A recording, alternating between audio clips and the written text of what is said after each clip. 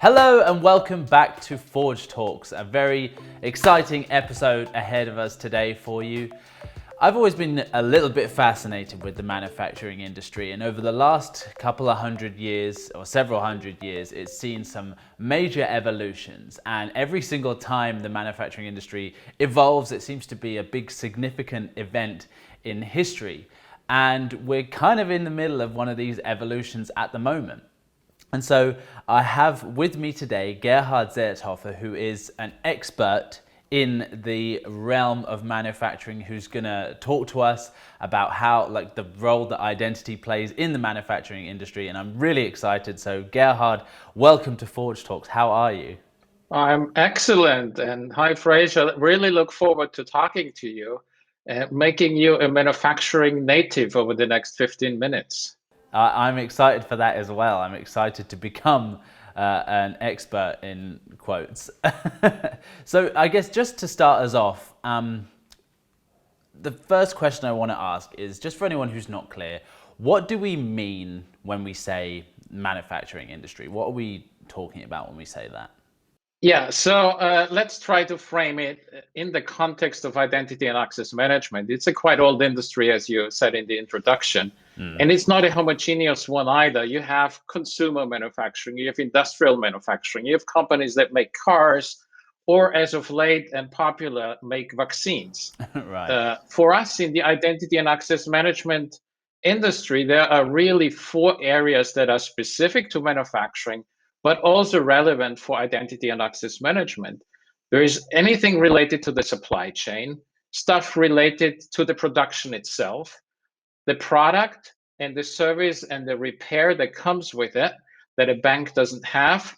And then manufacturing companies historically have often sold indirectly, so having no direct touch to the consumer or to the customer. And that is changing as well. Right. And then, of course, there is other things that every industry has, business governance, protecting the IP, adhering to the privacy and consent rights in any country they operate in for their customers and their employees. So it kind of spans a lot of functions and roles. I'm curious, how does identity tie into manufacturing? What role does identity play, and how does that differ from something like a financial services company? Yeah, in the old days, hundreds of years ago, probably it didn't matter that much. But today, identity and access management plays a vital role. We are in the middle of the fourth industrial revolution. And so an organization has two fundamentally different types of identities when it manufactures stuff. It has the human identities, and I'll go into detail on that in a moment. And then we have the non-human identities, or the IoT and connected things. On the human side, we have, of course, the workforce that needs to be securely authenticated and authorized and empowered to perform all their work tasks and, ideally work from anywhere in an efficient way. We have the suppliers, we have the dealers, the partners that all also need to do their job from either their office or wherever they are these days as efficient as possible, but they are not employees, so they need to have completely different access rights. But then we have the growing number of consumer identities, also for a manufacturing company, and there it's important to deliver a secure experience, but also streamlined and personalized, and making relevant offers and recognizing the consumer through any channel. If he goes into the dealer, the customer should be recognized for his significance, as well as through an online channel. On the non-human identity side, we talk about production equipment. We talk about the devices that are manufactured and potentially connected. And there are two key aspects that we address from an identity perspective. We secure the things so the company can trust the data that come from the device. And that's important. Just imagine you have a factory, you have a robot there, the robot sends data. Someone makes decisions on that data and they are corrupted and the disaster happens. So that must not happen. People must be able to trust the data that come from a device.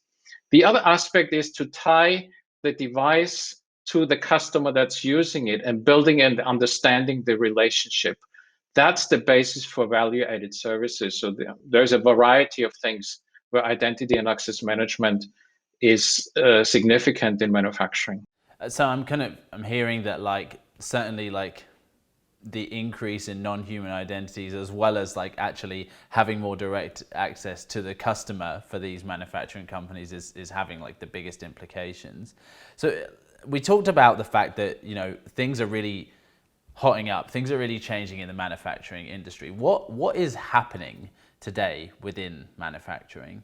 So we are in the middle of the fourth industrial revolution, and that has implications, even though IoT is more a technology. So what it empowers organizations to do, and then there's a rat race, who is the best one in this space. Yeah. Customers have a growing demand. They don't want to buy an off-the-shelf product. They want a solution that meets their needs, either a customized product or more often a product that's a little bit customized, but then has services wrapped around it that exactly meet the customer's need, lowers the customer's cost of operating things. So that's one area that has an implication. The second one is, and just think of the COVID vaccine supply discussion, we have a bit of a deglobalization in some areas and in some industries. And that has also an implication because now you need to build multiple regional ecosystems. And then we have an increased push from the pandemic for work from home or work from anywhere. And so what implications does this have to the manufacturing industry? There need to be a flexible and connected production so people can react to changes in the market. Now, that leads to an explosion, as you have said, of non-human identities. But these IoT projects are often implemented in silos, and those tend to become difficult to manage over time, and in many cases live outside the corporate guidelines and the corporate security policy. So we now see the first companies to consolidate all identities and removing the silos and implementing a central console of management for all these identities. The second aspect is, of course, the direct access to the consumer, which again leads to a growing number of identities, almost a different scale if you talk to the end user and not just to your dealers anymore. Yeah. And then when you've done the two, you know what to make, you have a flexible factory, you need to deal with the supply chain. It doesn't help you to have the best and flexible factory in the world if you're stuck in the supply chain. And then you have all of this connected.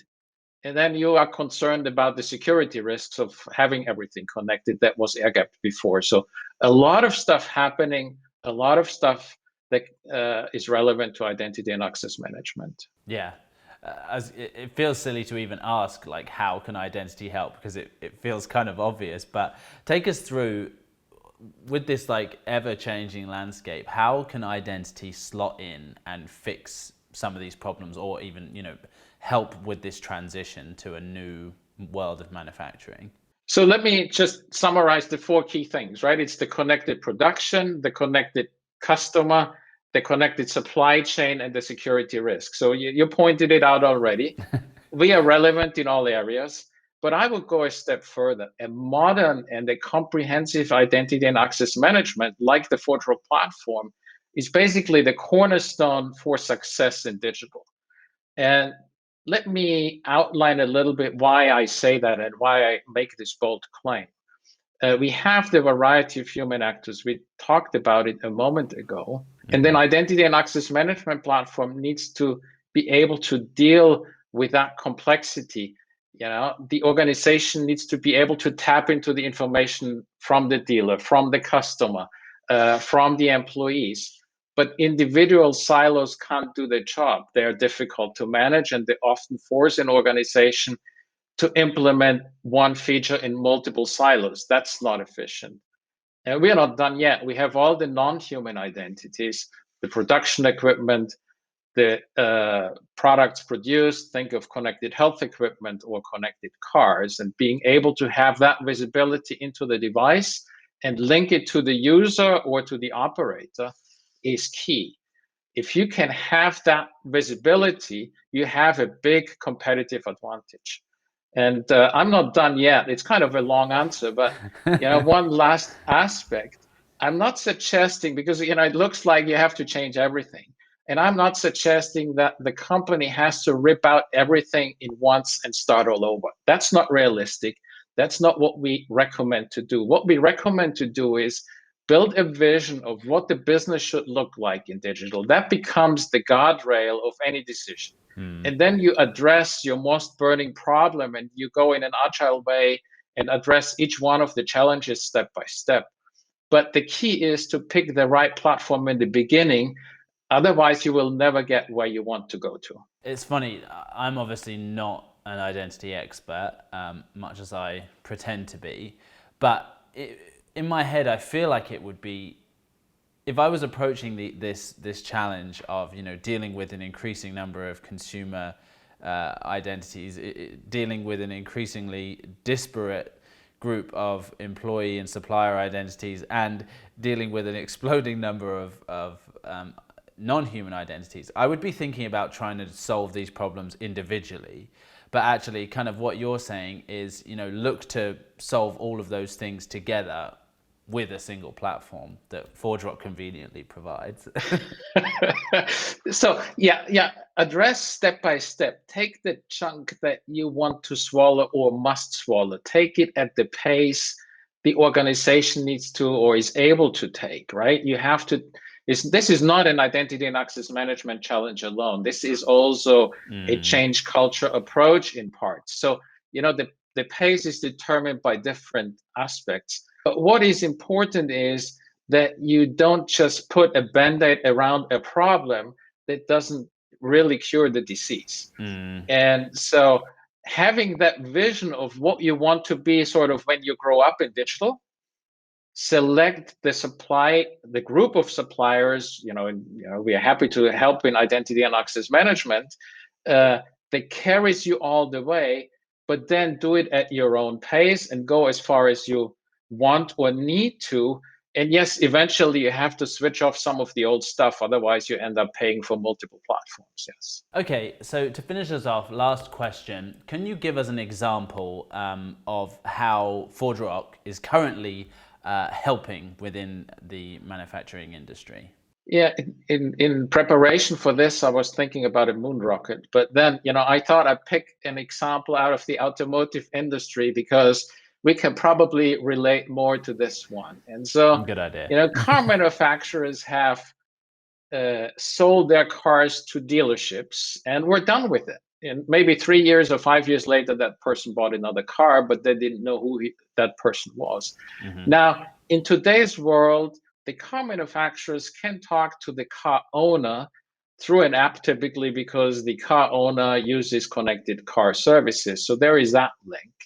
The car manufacturers also can talk directly to the car for maintenance services, for updates and things like that.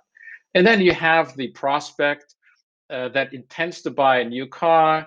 That individual registers on the manufacturer's homepage and configures a car as he likes it. Now, so far, so good. But these things have been living in individual silos, requiring different sets of credentials. So you configured your car, you went to the dealer, you started all over again. Then you purchased the car, you had to, claim who you are again. In the modern world, you start wherever you are, for example, as a prospect configuring a car. Now you register, and that set of credentials carries you all the way, not just until the purchase, but beyond. It becomes your digital car key. It's the identity with whom you access the connected car services. When you go into the dealership, they already know who you are coming. They know the illness of the car when you show up at the doorstep before you are there.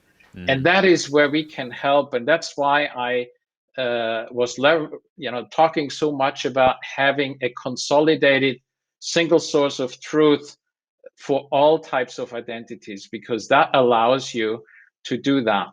And there's other examples, the healthcare industry would be a good example where you have connected equipment in the hospital that's operated by the nurses and the doctors, maintained by a third party, sold by a big healthcare company. And I'm not going to go and bore you with the details of this, but I'd recommend we got a really great website and visit our homepage where you can find quite a few additional customer references. Yeah, absolutely. I'll put the link on screen for you guys now.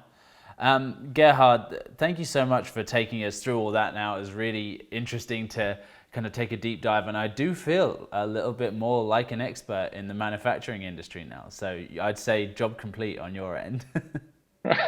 Thanks. I'm glad you can join me on my next visit. Yeah, I look forward to it.